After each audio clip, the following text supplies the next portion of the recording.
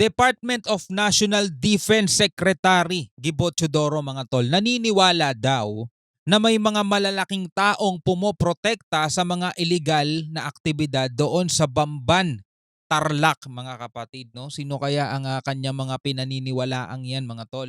Well, aalamin natin to at bibigyan natin to ng reaksyon, commentary, opinion, criticism at kung ano-ano pa. Ang balitang panonoorin natin mga kapatid mula sa PTV Philippines. Lagi niyong tatandaan tayo ay magbibigay lamang ng reaksyon at komentaryo sa mga balitang ating mapapanood sa mga legit no, na tagapagbalita at hindi doon sa mga news outlet kuno.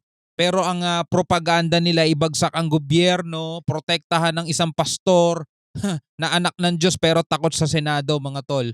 Ito ang ating panonoorin ngayon at sama-sama nating tunghayan. Huwag nyo kakalimutan mag-subscribe. Click nyo na rin ang notification bell para ma-notify kayo whenever na may mga bago tayong reaction video.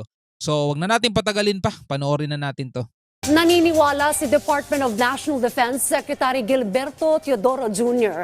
na may mga pumapadrino sa umano'y mga illegal na aktibidad sa bayan ng Bamban sa Tarlac. Kinangulat ni Dante Gito. May mga pumapadrino daw no sa mga illegal na aktibidad mga tol. Kailan kaya matatapos ang ano rito sa Pilipinas no?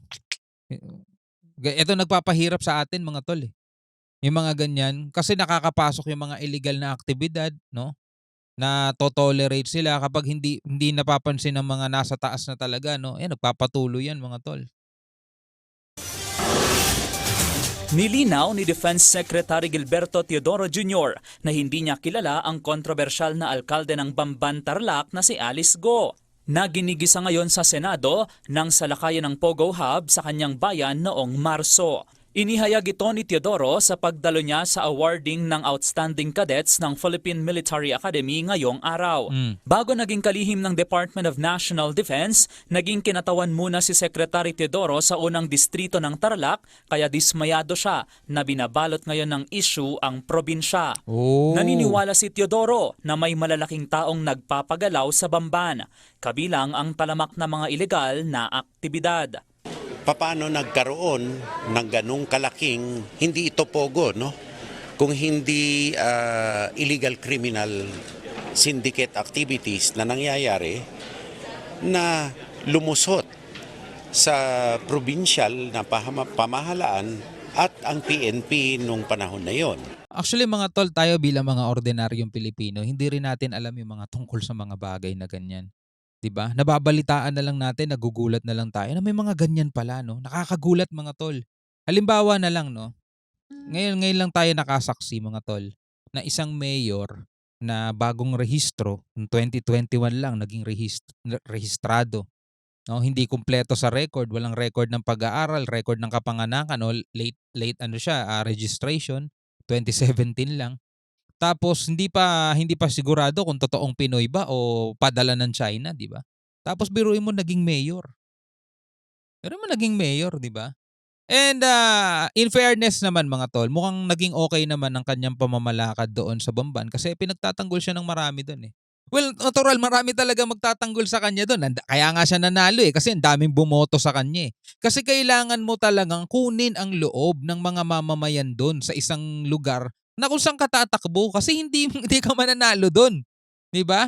Hindi ka mananalo doon kung hindi mo kukunin yung kalooban nila. Pero sabihin na nga natin, mabuti naman ang kanyang puso. Pero kung idadalin natin sa legality, 'di ba? Marami talagang question. Isa pa, doon sa bayan mo natagpuan ang malaking Pogo Hub na kung saan daw ginaganap ang iba't ibang uri ng krimen tulad ng scam, mga ganung mga bagay. Ito yung nababalitaan lang natin mga tol, no? Nababalitaan lang natin at gusto rin nating malaman ang katotohanan mga tol, no?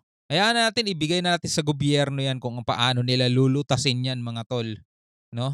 Dagdag ng kalihim, bagamat magkaibang usapin ng kaduda-dudang citizenship ni Mayor Go at mga katiwalian sa nasasakupan niya, lahat ito'y tinututukan nila.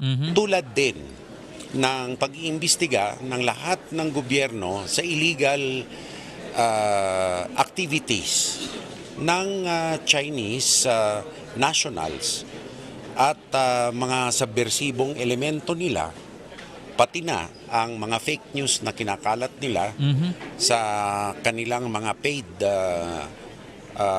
outlets. Mensahe naman ni Teodoro sa mga magtatapos na kadete. Ito ang simula ng pagsasanay nila sa modern warfare, proper administration, management at leadership.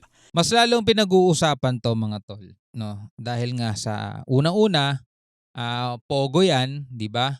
Puro mga Chinese yung nandoon mga tol. Napa-deport na nga mga marami. Sabi nung iba, biktima lang kasi mga trabahador lang naman yan, di ba? Sumusunod lang naman yan sa kung anong utos sa kanila. Sabihin natin ganun, no? Sige na, naipa-deport na sila mga tol Sabihin na nga nating biktima talaga sila. Pero, di ba, ang pinaka-biktima rito mga tol is yung mga mamamayang Pilipino. Di ba? Mga mamamayang Pilipino na nabibiktima ng mga maling gawain nila. Yun ang dapat, doon natin dapat ibigay yung simpatsya natin 'Di ba? At kailangan ng ating gobyerno ay mas lalo maging maingat, no? At mas lalo sila dapat maging mapagmatsyag kasi hindi lang ito nag-iisa, baka marami pa diyan, hindi lang natin alam kung saan. Hintayin na lang natin sa paglipas ng panahon, baka may mga madiscover pa sila mga tol, 'di ba? Tapos baka hindi lang si Mayor Goo ang mayor o nag-iisang mayor na meron din palang mga misteryosong background na hindi natin alam mga tol. Lalo na ngayon, 'di ba? Na ang China talagang desidido sa mga pagpapakalat ng mga disinformation, 'di ba? Mga nagtatanim sila ng kung ano-ano rito sa Pilipinas, mga tol. Ang dami nga nilang nilalabas ngayon Naglabas pa sila ng bagong domestic law nila na aarestuhin na daw nila yung mga foreign na o mga taga-ibang bansa na tatawid sa kanilang teritoryo daw. Aba, grabe 'yun, mga tol. Kakaiba talaga. Karamihan kasi sa mga post-combat assessment, maraming nasasawi dahil sa katigasan ng ulo ng mga bagong pasok na lieutenant dahil hindi nakikinig sa mga mas may karanasan sa pakikipagdigma. Yun lang. Maintain your head on your shoulders. Humility is a goal. Do not think that you know everything or you are better. Particularly to those who you will command in the future of lower rank but of greater field experience than you. Samantala, all systems go na para sa PMA graduation parade bukas na dadaluhan ni Pangulong Ferdinand R. Marcos Jr. Inaasahang dadaluhan ng mahigit 2,000 bisita. Tanging mga kaanak at otorisadong mga personnel lamang ang papayagang pumasok sa PMA.